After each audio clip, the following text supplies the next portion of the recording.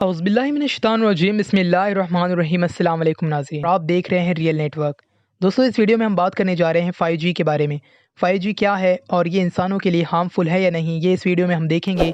लेकिन उससे पहले अगर आपने हमारे चैनल को सब्सक्राइब नहीं किया है तो सब्सक्राइब कर लें और साथ ही इस बेल आइकन को भी क्लिक करें ताकि मेरी लेटेस्ट वीडियो आप तक पहुँचती रहे बिना किसी रुकावट के।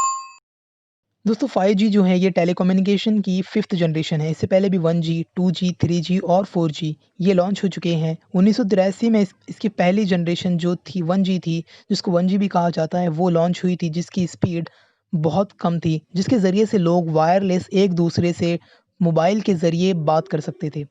1G में सिर्फ कॉलिंग कर सकते थे, मैसेज नहीं कर सकते थे, जिसके बाद इसको अपडेट किया गया और 1991 में इसकी सेकंड जनरेशन जिसको 2G भी कहा जाता है वो लॉन्च की गई।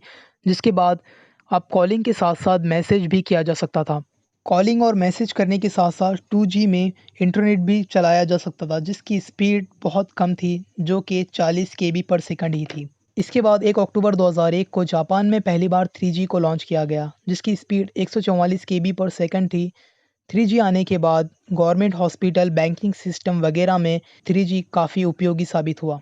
उस ज़माने में यूट्यूब नहीं हुआ करता था, इसलिए उस ज़माने के हिसाब से 3G इंटरनेट उस ज़माने में सबसे बेहतर इंटरनेट माना जाता था।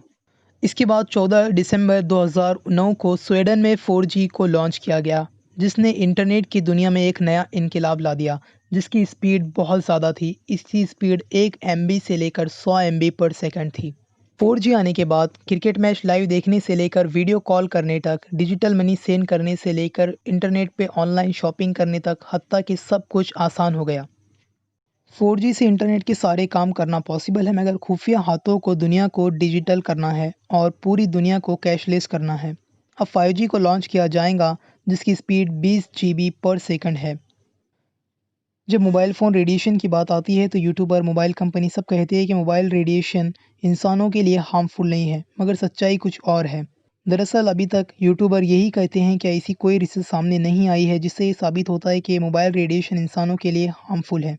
मगर 1995 में यूनिवर्सिटी ऑफ वॉशिंगटन के प्रोफेसर हेनरी लाई ने एक रेडिएशन पे रिसर्च की थी जिसको नॉन इनॉइजिंग रेडिएशन कहते हैं।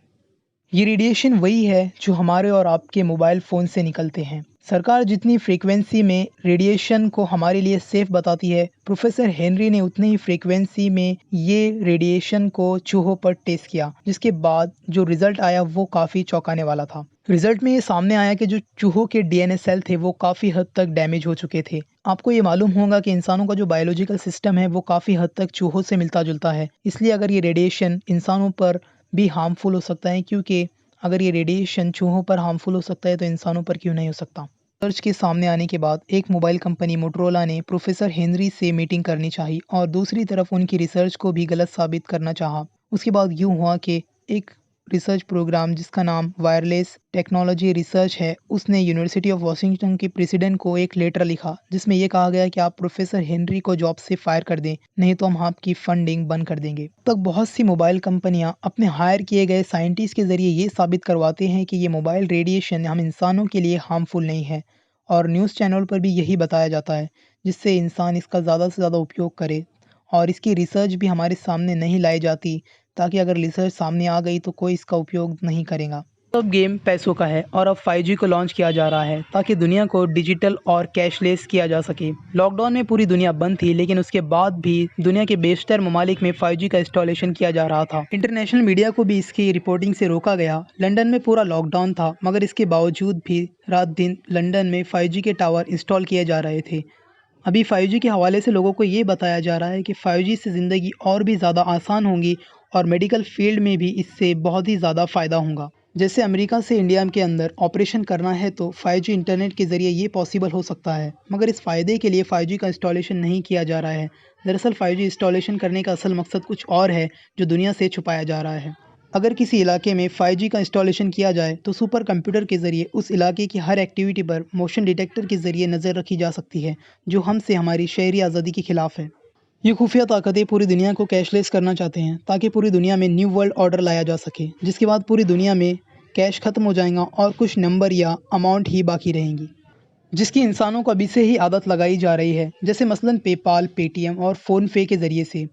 अगर कोई मुल्क इन खुफिया ताकतों की बात मानने से इनकार करता है तो उस मुल्क पर बहुत ही बड़ा साइबर अटैक होगा, जिसके बाद एक ही झटके में उस मुल्क के सारे बैंक अकाउंट को सीज़ किया जा सकता है, क्योंकि सारा इंटरनेट का निज़ाम ही इन्हीं खुफिया ताकतों के हाथ में है। अगर किसी सरकार को किसी आदमी से परेशानी हो तो वो उस बंदे के साथ भी ऐसा ही कर सकती है, जिसके बाद उस बंदे का सारा कैश सरकार उस बंदे के अकाउंट से सीज़ कर सकती है। दोस्तों, आज की वीडियो में इतना ही। ये वीडियो आपको कैसा लगा हमें कमेंट में ज़रूर बताएं, और अगर आपने हमारे चैनल को अभी तक सब्सक्राइब नहीं किया है तो हमारे चैनल को सब्सक्राइब कर ले और साथ ही इस बेल आइकन को भी क्लिक करें ताकि मेरे लेटेस्ट वीडियो आप तक पहुँचती रहे बिना किसी रुकावट के। और फाइनली, थैंक्स फॉर